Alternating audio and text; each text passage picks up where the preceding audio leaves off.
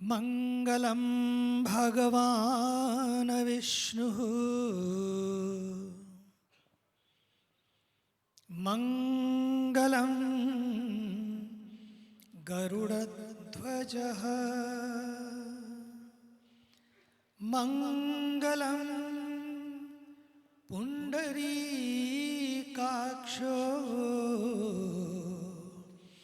मंगलाय तनो हरिः सर्वमंगलमांगल्ये शिवे सर्वार्थसाधिके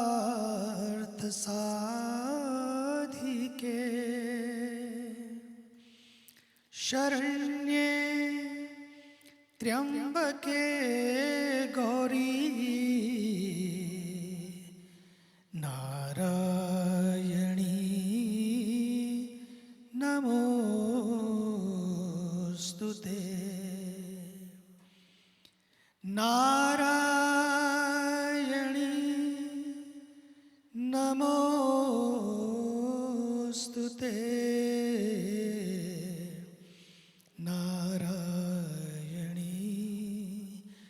नमोस्तुते।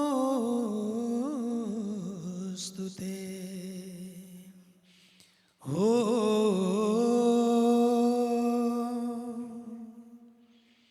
असतो मा सद्गमय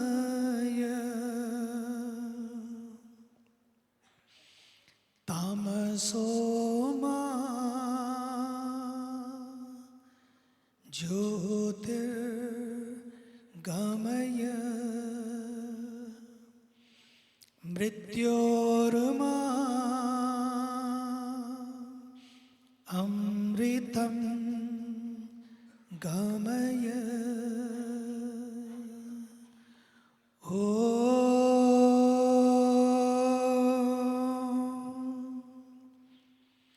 शान्तिः शान्तिः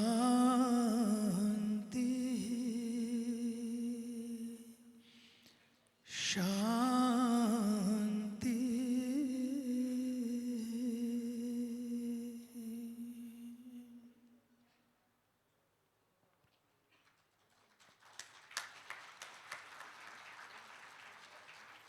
मंच पर विराजमान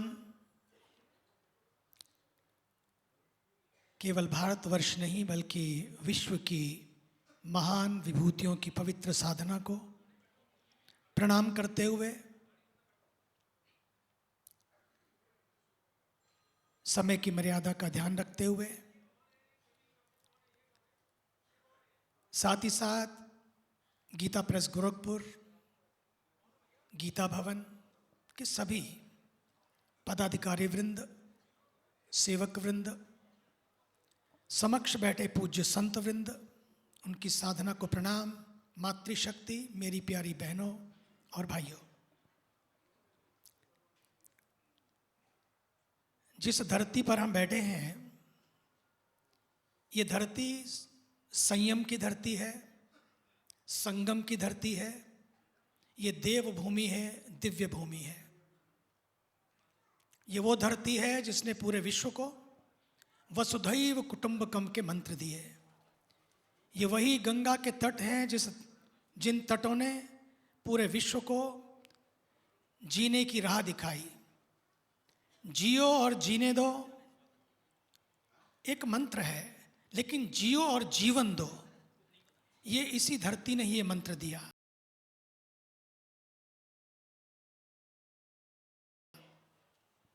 और उसके साथ साथ ये भी पहली बार है कि विश्व में आज तक ग्रंथ रचयिताओं की, ग्रंथ लेखकों की तो शताब्दियां मनाई गई, लेकिन ये पहली बार है विश्व में कि किसी ग्रंथ की भी शताब्दी मनाई जा रही हो। पहली बार हो भी क्यों ना, जिसके पीछे दो तरह से लोग होते हैं। एक होते हैं जो अपने लिए जीते हैं, दूसरे होते हैं जो समाज के लिए जीते हैं, सर्व के लिए जीते हैं, सबके लिए जीते हैं। आदरणीय इस देश के एक महान श्वेत वस्त्र में संत, आदरणीय माननीय परम श्रद्धेय सेठ श्री गोविंद जयदयाल जी गोयनका और परमादरणीय परम श्रद्धेय युगल जोड़ी का दूसरा स्वरूप परम आदरणीय श्री पूज्य भाई जी। सच तो ये है, मुझे जहाँ तक लगता है, यद यद विभूति मत सत्वम श्रीमदूर्जित में वचा, ये भगवान के अंशावतार थे, वे भगवान के ग्रंथावतार थे, वे इस साक्षात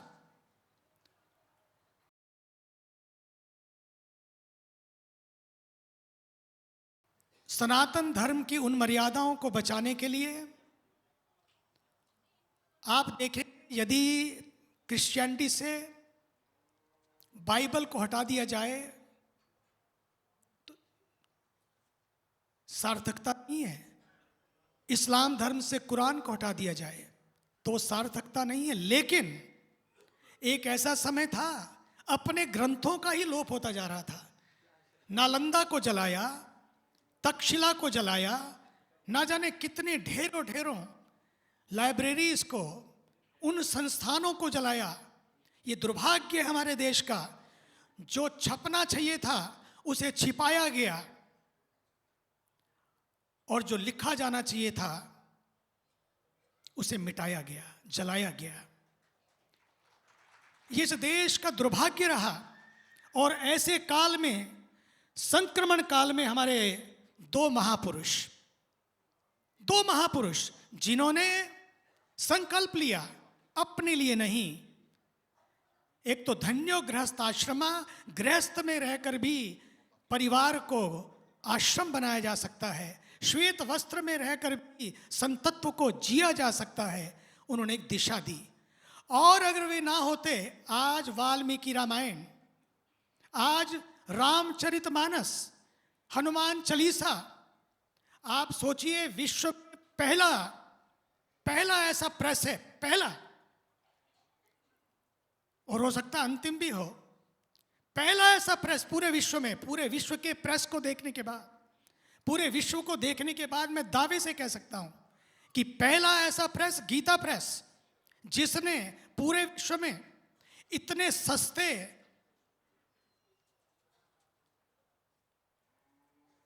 रेट में, उसको तो मैं रेट भी नहीं कहता हूं, दक्षिणा है वो तो, और इतने सुलभ तरीके पूरे विश्व में यदि हिंदू धर्म को, सनातन धर्म को बचाने के लिए प्रयास किया है, एकमात्र संस्था है गीता प्रेस, एकमात्र संस्था।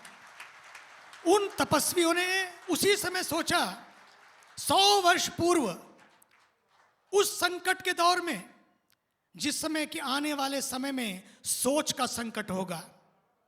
ये सोच का ही संकट है कि हम सनातन को रोग समझने लगे, सनातन को बीमारी कहने लगे, सनातन को डेंगू कहने लगे। ये सोच का संकट है। जो सनातन सबके लिए है, जो सनातन सबको साथ लेकर चलने वाला है,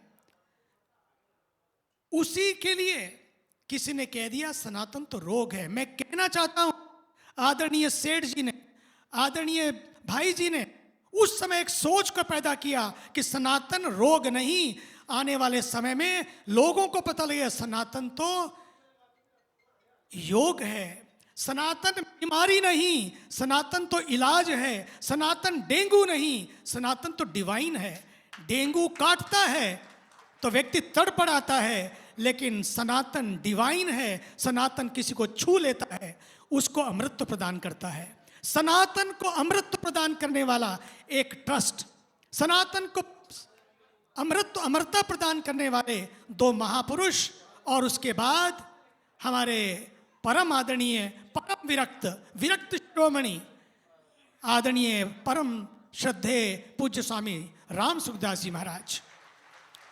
मैंने तो देखा 1962 में इसी वट वृक्ष के नीचे कुछ भी नहीं था, यहाँ जंगल था चारों ओर, चाहे ये हो साइड हो या वो साइड हो, जंगल था। और ऐसे समय में आप मान के चलिए, उस समय में ये ज्योति को जलाना, उस समय एक बीज, विचार बीज को बोया, वो विचार बीज आज वट वृक्ष बनकर, मैं तो कहता हूं जब 100 वर्षम कल्याण विशेषांक का विमोचन होने जा रहा है, ये एक वट वृक्ष नहीं, ये तो कल्याण वृक्ष बनकर, कल्याण वृक्ष बनकर, और साथ ही साथ ये कल्याण वृक्ष कल्प वृक्ष बनकर ना जाने कितने कितने साधकों को दिशा देगा, उनकी इच्छाओं को पूर्ति करेगा।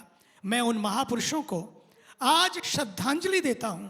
मैं उस गीता प्रेस गोरखपुर को, पूरे विश्व में जिन्होंने करोड़ों, कोई ऐसी संस्था नहीं, कोई प्रेस जिसने 100 करोड़ से ज्यादा ग्रंथों को छापकर सस्ता और सुलभ घर घर में पहुंचाया है। आज अगर पश्चिम में अगर भारतीय संस्कृति बची है, मैंने जाकर देखा साउथ अफ्रीका में, जाकर देखा सूरीनाम में, गयाना में, ट्रिनिडैड में, ऑस्ट्रेलिया में, फिजी में, ना जाने कितने देशों में, मॉरिशस में। एक गुटका लेकर गए थे, पता है किसका? रामचरितमानस का, गीता प्रेस गोरखपुर का। छोटी सी एक हनुमान चालीसा लेकर गए अपनी जेब में। आज उसी हनुमान चालीसा के बल पर, आज उसी गुटका के बल पर, आज भी वहां पर सनातन जिंदा है, सनातन जिंदा है। और सनातन को जिंदा रखने के लिए ये 2 महापुरुषों का बहुत बड़ा योगदान है।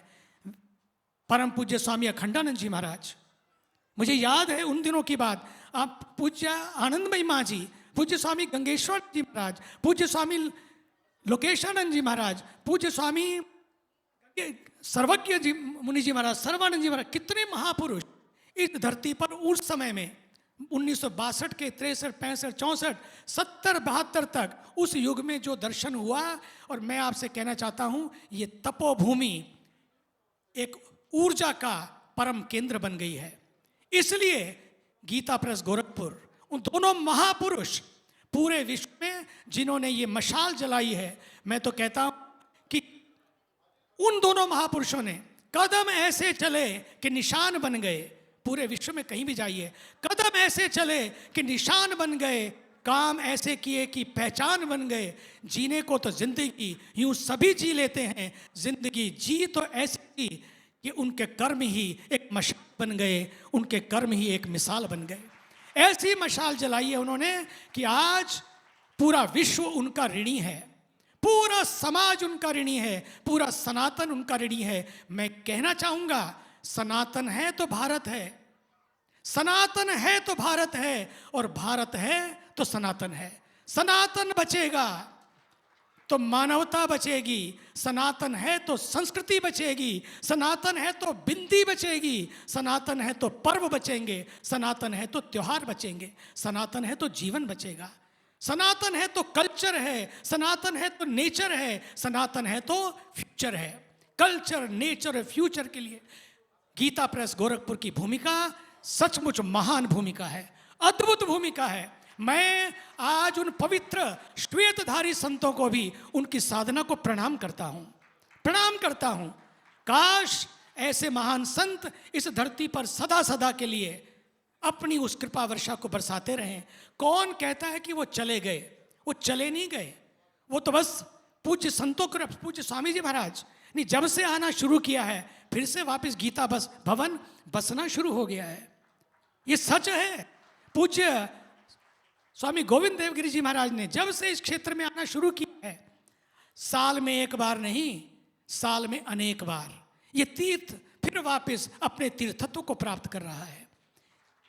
वापस तीर्थी कुर्वन्ति तीर्थानि, धरती पे बाहर आती है, बागों में बाहर आती है जब वसंत आता है, जीवन में बाहर आती है जब कोई संत आता है। रामसूदास जी ऐसे ही संत थे। और धरती पर बाहर आती है जब इन तीनों महापुरुषों जैसे कोई संत आते हैं। आज ये धरती धन्य हुई है, जहाँ वसंत भी है, जहां संत भी हैं और उन्होंने जो प्रयास किए हैं, केवल ग्रंथ नहीं छापे हैं, जितनी ग्रंथियां हैं जीवन की उनको भी मिटाने के लिए इन महापुरुषों ने सूत्र दिए।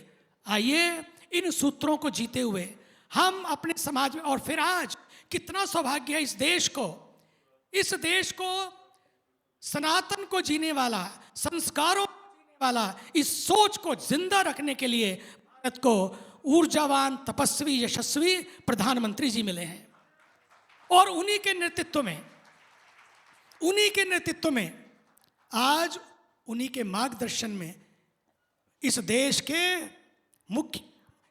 के गृह मंत्री और सहकारिता मंत्री आदरणीय श्री अमित शाह जी, मैं तो जब देखता हूं पिछले 11 साल में लौटकर, कोई जो काम नहीं कर सकता था, जिस निर्भीकता से, जिस निडरता से, बस सनातन यही देता है, अभयम सर्वभूतेभ्यो, अभय कर देता है। और उस निर्भीकता के साथ 11 साल पहले कोई सोच नहीं सकता था कि आज सनातन का ये दृश्य हम देखेंगे। 11 साल पहले कोई सोच नहीं सकता था श्री राम जन्मभूमि का आज जो मंदिर का हमने दृश्य देखा है, जहां 500 साल के बाद आस्थावानों की आस्था, बलिदानियों का बलिदान, उन कार सेवकों से लेकर आज तक के सभी कार्यकर्ताओं तक बलिदान है, संतों की नेतृत्व मिला है, आज वो दर्शन कर रहे हैं हम। और साथ ही साथ केवल एक मंदिर नहीं, मंदिरों की परंपरा एक, और साथ ये नहीं है कि केवल विकास की बात होती है, वहाँ विरासत भी है, विकास भी है, और साथ ही साथ अध्यात्म भी है, और अर्थ के क्षेत्र में भी, साइंस और स्पिरिचुअलिटी के क्षेत्र में भी देश को कहाँ पहुँचाया है। इसलिए आज उन्हीं आदरणीय गृह मंत्री जी के हाथ से शताब्दी अंक का आज विमोचन हो रहा है पूज्य संतों के सानिध्य में। मैं समझता हूँ ये बहुत गौरव का पल है। आइए मिलकर उन महापुरुषों की उस जीवन को, तपस्या को प्रणाम करते हुए हम इस कार्यक्रम को आगे बढ़ाने के लिए मैं श्री लालमणि तिवारी जी को कहूँगा कि आगे बढ़ाएंगे। धन्यवाद।